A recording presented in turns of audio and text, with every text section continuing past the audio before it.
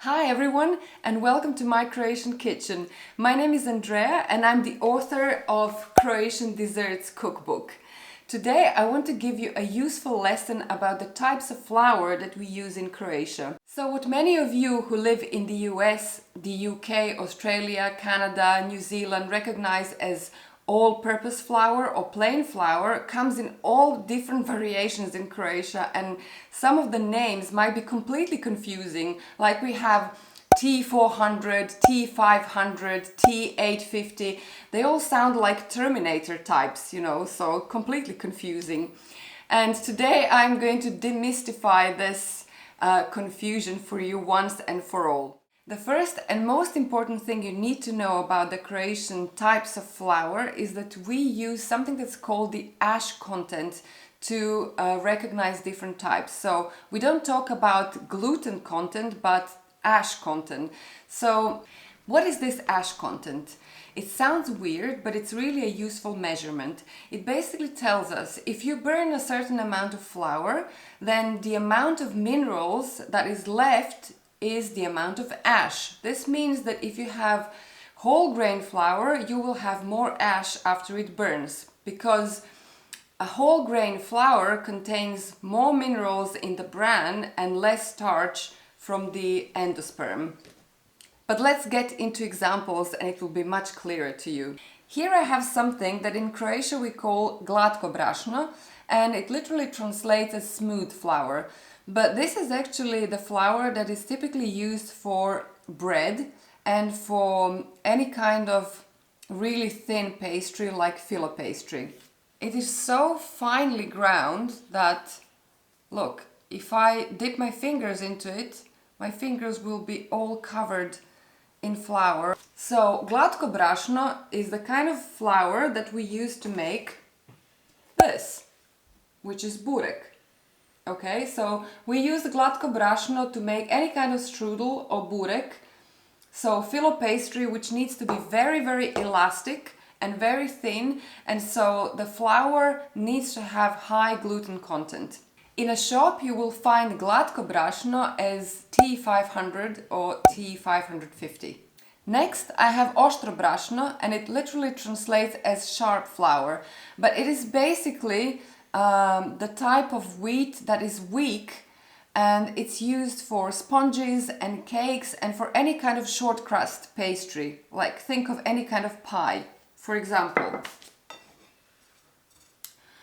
this kind of cheese pie is made with oštro brašno. Oštro brašno is a little bit more coarse than glatko brašno in Croatia, so if I dip my fingers into oštro brašno, I won't get so many flour particles left on my fingers. Next we have krupica, pšenična krupica or griz, which is basically semolina. We use semolina to make a mush or a gruel or any kind of dumplings that go into a soup or that are eaten with a stew. This is the most coarsely ground type of flour, so if I dip my fingers into this flour, I won't get anything left on my fingers. Next I have something that we call polubijelo brašno, and it literally translates as half white flour. You might not even have that in the country where you live. So it is basically the flour that you will recognize as T700 or T850 in a Croatian shop. You might not even spot the difference here, and if I dip my fingers into it, you will see that it's almost as fine as glatko brašno, and it is really, really nice to bake bread or any kind of bready type of things, because it is more moist than white flour. So polubijelo brašno is typically used to make fritters like this one. This is dalmatinski uštipak, because it helps uštipak to have a firmer body and to hold its shape horizontally like this.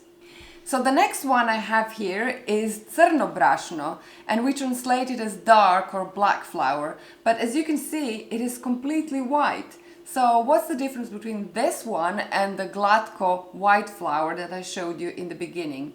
Well, in this one we use the outer layer of the endosperm of the wheat grain. So it means that it's filled with minerals, and when you bake bread with it, the bread keeps its moisture much better than when you bake with completely white flour. If I dip my fingers into this black flour, you see that it's very, very fine as well, and the particles will be left on my fingers. And you can find this flour in a Croatian shop marked as T1100 or T1600. This basically means that it contains a lot of gluten, and it's very, very good for baking bread. And finally, I have the healthiest of all, integralno brašno, the whole wheat or the whole grain flour. As you can see here, because it's a little bit dark, this is because the entire grain of wheat is used, including the bran. That's why you see those little brown bits. We use integralno brašno to bake bread, and we get bread like this. So very, very moist and dark bread, and it's delicious, and it's absolutely fantastic if you know how to bake sourdough bread. Integralno brašno really helps bread to keep its moisture and freshness for many days. But it's advisable to combine whole wheat flour with a little bit of white flour to help the dough rise better. So what is the biggest conundrum when it comes to Croatian types of flour? We have glatko brašno, which translates as smooth flour, but it is actually strong flour. It is known to be ideal for making bread. And then we have oštro brašno, which translates as sharp flour, but it is actually the flour that comes from the weak type of wheat, and it is used for cakes, pastry, and for sponge cakes. If you translate types of Croatian flour literally, you will make the biggest mistake. You will use a completely opposite type of flour that you need in the recipe. So if you live in any of the English-speaking countries, you will get by using all-purpose or plain flour to follow any of the recipes in my cookbook, apart from one. If you want to make a good strudel or a good burek, you will need glatko brašno or the bread type of flour, because this is the only type of flour that has enough gluten content to be really flexible and really stretchy. So here we have oštro brašno for a flaky pie and glatko brašno for a stretchy, crunchy burek. This is the only thing you have to know. Don't translate your Croatian types of flour literally.